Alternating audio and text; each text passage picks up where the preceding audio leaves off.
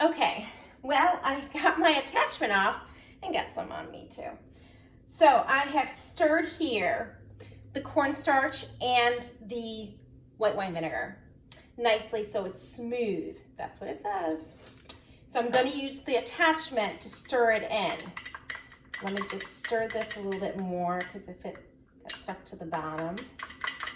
And then pour this in. And just like she does in the master class, I'm going to stir it with the attachment. And probably would have helped if I had an apron on. Oh well, too late for that.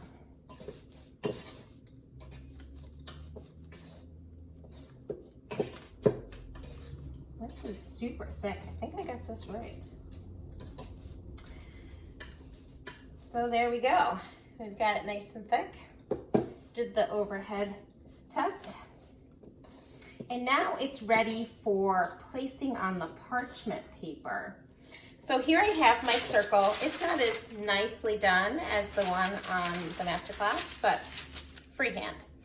So it'll look like a natural wreath. So I'm gonna put that in there. I'm gonna place my pan. Now, I unfortunately don't have a big enough pan to fit this, so I'm gonna use this. Wish me luck that this works out. It's a lot of work to be doing this. So I'm gonna do what Mary Berry did.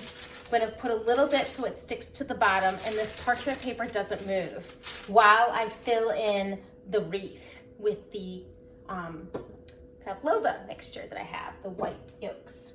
More soon.